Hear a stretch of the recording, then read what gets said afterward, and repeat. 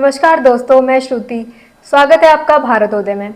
तो हमारे साथ विनोद शर्मा जी जुड़े हुए हैं और हरियाणा विधानसभा से कुछ जुड़ी बातें हम आज इनके साथ करेंगे।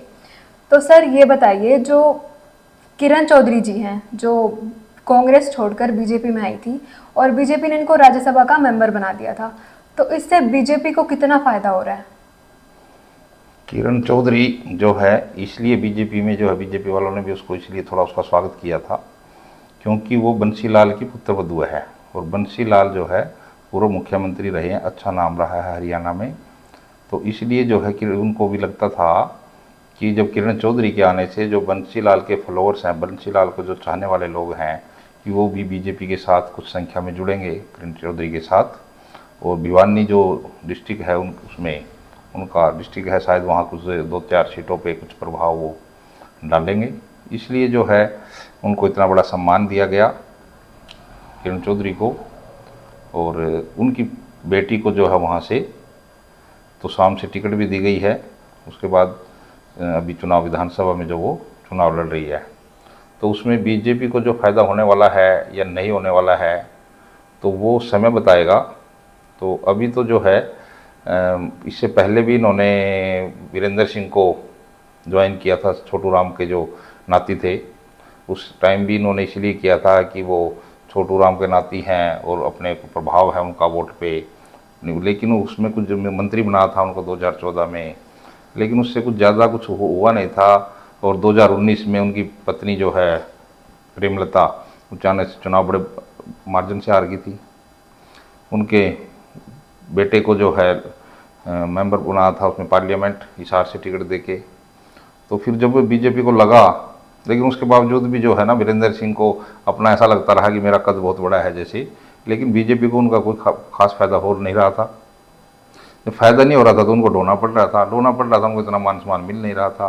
उनकी शायद हिसार की टिकट उनको दे नहीं रहे थे, आगे दे नहीं रहे थे। वो भी फिर वापस कहाँ गए, कांग्रेस में चले गए थे। अब श्रुति चौधरी और किरण चौधरी, तो ये इसीलिए जो बीजेपी ने इनको जो है इतना महत्व दिया है कि इनसे जो है फॉलोअर्स को, जो इसके बंसीलाल के जो वोट्स हैं, कि वो बीजेपी में कन्वर्ट हो सकें।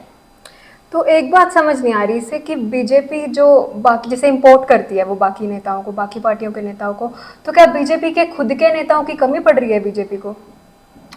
बीजेपी जो है ना, हाँ ये बात ठीक है। ये जब भी देखा जाए, जब भी चुनाव आते हैं, हर में यही सुनने में आता है कि बीजेपी में उन्होंने जेजेपी के नेताओं ने बीजेपी को ज्वाइन कर लिया, कांग्रेस के नेताओं ने बीजेपी को ज्वाइन कर लिया और उनको टिकट दे दिया। अभी एमपी के चुनाव में काफ़ी बड़ा उसमें हुआ, चाहे वो उसी दिन ज्वाइनिंग हो रही, चाहे 75 सीट थी कांग्रेस से। तो इसमें क्या है, बीजेपी जो पार्टी है ना, वो पार्टी नहीं रही अब। क्योंकि बीजेपी में क्या था कि एक, मैंने ये कहते सुना गया है पहले, क्योंकि आरएसएस के नेता थे जैसे बीजेपी में, आरएसएस में जो है ना, उसी की विचारधारा से बीजेपी पार्टी में वो, इसीलिए उनका जुड़ाव कहा जाता है कि उनकी विचारधारा एक है। तो आरएसएस के लोग ये कहते थे, अगर कोई कहता था ना कि वहाँ पे मान लो एक राम जी हैं, श्याम जी हैं, राम जी अच्छे विचारधारा के हैं, बीजेपी की विचारधारा के हैं और भारत की राष्ट्रीयता है उनके अंदर, लेकिन श्याम जी की विचारधारा अलग है। लेकिन श्याम जी जो है साम दाम दंड से जैसे कैसे वहाँ पे इलेक्शन जीता हुआ कैंडिडेट है। तो उसमें क्या है कि कोई कहता था भी श्याम जी चुनाव जीतेंगे, इसको टिकट दे दो। तो उनका विचार उस समय ये होता था, नहीं नहीं, श्याम जी को टिकट हम क्यों दे दें, हम टिकट राम जी को देंगे। चाहे ये हारे चाहे ये जीते, ये हमारा कार्यकर्ता है, हमारे विचारों का है। चाहे ये जीते चाहे हारे, कम से कम ये चुनाव लड़ेगा, लड़ने के बाद जो है ये चाहे हार भी जाएगा तो एक नेता तो बनेगा हमारा। तो जब तक चुनाव नहीं लड़ता ना राजनीति में, तो नेता नहीं बनते। चाहे उसको हरवाओ चाहे जिताओ, तो चुनाव लड़ने के बाद ही नेता बनते हैं, नेता बनाने पड़ते हैं। अगर 10-10 साल सत्ता में रहने के बावजूद भी 90 हलकों में छोटा सा हरियाणा है, उसमें भी अगर नेता ये नहीं बना पा रहे हैं, तो कहीं ना कहीं इस पर प्रश्न चिन्ह है, पार्टी के नेतृत्व पे एक बड़ा प्रश्न चिन्ह है। क्योंकि दूसरे जगह से नेता बुलाना, फिर टिकट देना, हाँ जैसे आजकल जेजेपी पार्टी है, सत्ता से बाहर है, कोई उसकी तरफ आना नहीं चाहेगा, तो कोई भी वो तो टिकट दे ऐसे किसी को, कोई कांग्रेस से टिकट नहीं मिली उसको दे दो, बीजेपी से टिकट नहीं मिली उसको दे दो, वो तो एक जायज़ बात है जब माहौल नहीं होता। लेकिन जो 10 साल पार्टी सत्ता में रहने के बाद, सत्ता में रहते हुए की पार्टी, वो किसी दूसरी पार्टी को ज्वाइन करके अगर टिकट दे रही है, तो कहीं ना कहीं उस पर प्रश्न चिन्ह है, कुछ ना कुछ कमियां रही हैं। तो उन्होंने वो देखना चाहिए। अब क्या वो मानने के लिए तैयार हैं इसको या नहीं मानने के लिए तैयार हैं, वो तो उनका नेतृत्व जाने।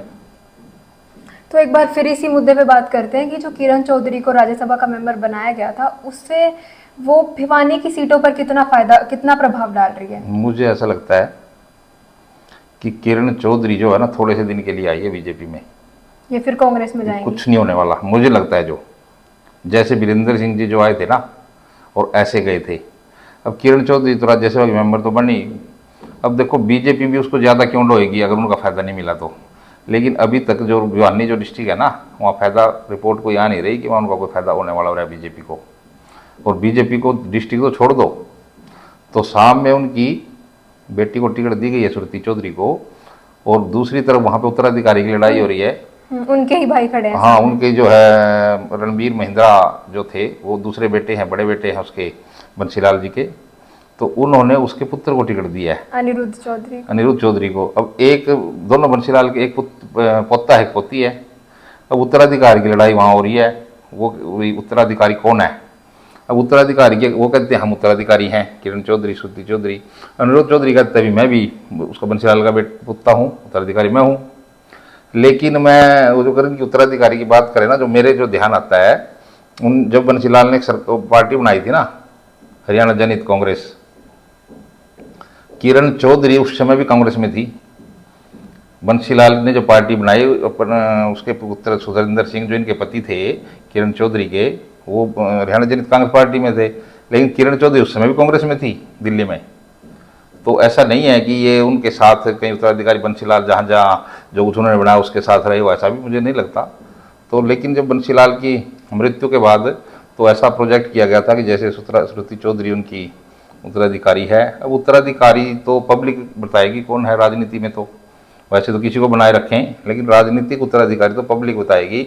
अब वो दोनों जो चुनाव लड़ रहे हैं, कि अगर अनिरुद्ध चौधरी वहाँ से चुनाव जीत लेता है, और जैसे दिखाई दे रहा है, क्यों कैसे दिखाई दे रहा है कि वहाँ पे जो बात होती है ना, वो अनिरुद्ध चौधरी जो है ना, थोड़ा सा कोमल स्वभाव उसका लगा कि जैसे ये अटैकिंग चुनाव इन्होंने शुरू किया, किरण चौधरी ने, श्रुति चौधरी ने।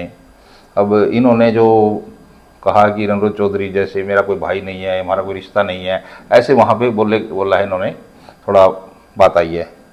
लेकिन जब अनिरुद्ध चौधरी से पूछा गया अभी आपके बारे में ऐसा बोल रहे हैं वो, तो अनिरुद्ध चौधरी ने साफ कहा कि वो किरण चौधरी मेरी चाची हैं और जो है श्रुति चौधरी मेरी बहन है, इसलिए पर्सनली जो है उसके बारे में जो है कोई मुझसे बात नहीं कर सकते, ना ही उनका जो है कोई बात का कोई बुरा माने, तो वो मेरे रिश्ता है उनके साथ, इसलिए उसने शालीनता से कहा। और जो ये जनता है ना, ये जो शालीनता जो जिसके अंदर होती है ना, उसके साथ पब्लिक जुड़ना चाहती है, जनता जुड़ना चाहती है। तो इससे ना उसको बड़ा, मुझे लग रहा है अनिरुद्ध चौधरी जो है इस टाइम उसको बड़ा फायदा होने वाला है वहाँ पे। और श्रुति चुनाव तो देखो टक्कर है, अब जीतेगा कौन लास्ट में, लेकिन वहाँ के लोगों में एक इससे जो है कुछ लोग बताते हैं बातें, ऐसा कह रहे हैं ये बात है, ऐसे है नहीं, बहुत ज़्यादा कहने वाले मिलेंगे कि अनिरुद्ध चौधरी चुनाव जीत रहा है, लेकिन वो बात है कि श्रुति चौधरी उत्तराधिकारी, फिर वही बात आ रही है उत्तराधिकारी। तो अगर अनिरुद्ध चौधरी जो है वहाँ से चुनाव जीत गया ना, तो मुझे लगता है कि किरण चौधरी को ऐसा लगेगा कि मैंने बीजेपी की ज्वाइन करके ना और ये मेंबर बन के राज्यसभा की बहुत बड़ी गलती कर ली। मेंबर भी समय भी खत्म होने वाला है, 2 साल बचे हैं। उसकी जो जगह वो बने थे दीपेंद्र हुड्डा की जगह पे, वो 6 साल की तो राज्यसभा मेंबर है नहीं। अब मान लो उनकी बेटी अगर चुनाव हार गई, बेटी को स्टैंड करने के लिए तो सारा खेल था ये, उनकी टिकट नहीं मिली थी, और उसको वो हार गई तो अगर वो हारने के बाद, क्योंकि कम से कम ये लगता है कि अगर वो कांग्रेस में रहती, अगर कांग्रेस उनको टिकट देती, क्योंकि वो पार्टी और इस पार्टी में थोड़ा सा क्या है कि उनका जो जनाधार है ना वो कांग्रेस में है, तो वो जब दूसरी जगह पे जाता है ना व्यक्ति, उसकी जो वोट है वो कन्वर्ट नहीं हो पाती, तो वो एक बड़ा नुकसान उनको दिखाई देगा। और हो सकता है थोड़े दिन के बाद पता लगे अगले चुनाव तक, अगले किरण चौधरी बीजेपी छोड़ रही है कुछ। तो ये जो उत्तराधिकारी की लड़ाई चल रही है, वो श्रुति चौधरी ऐसा नहीं दिख रहा कि वो जीतेंगी या अनिरुद्ध चौधरी जीतेंगे? देखो इसमें अभी मैंने यही बताया कि अनिरुद्ध चौधरी जीतेंगे या श्रुति चौधरी जीतेगी, कि लड़ाई जो है बराबर की है, और ऐसा हम नहीं कह सकते कि वहाँ पे श्रुति चौधरी चुनाव जीत रही है, ऐसा कह नहीं सकते। चाहे वो बाद में लगता है एंड में चुनाव में क्या होता है जीत जाए, लेकिन अभी ऐसा लग नहीं रहा। और अगर श्रुति चौधरी चुनाव हार जाती है तो उनका भविष्य अगले 5 साल पे चला जाता है, तो 5 साल पे चला जाता है और बीच में ही जो है उनकी माता जी जो राज्यसभा के मेंबर है उनको पता नहीं आगे बनाएंगे कि नहीं बनाएंगे, ये नहीं पता ना उनको। क्योंकि बीजेपी कोई फायदा नहीं होगा उससे। राजनीति है, एक हाथ से लेना दूसरे से देना। अगर आपका ज़्यादा नहीं ढोता कोई भी, ये तो राजनीति है। तो अगर उनसे कोई फायदा नहीं हुआ तो शायद उनको आगे अगली बार ना भी बनाएं।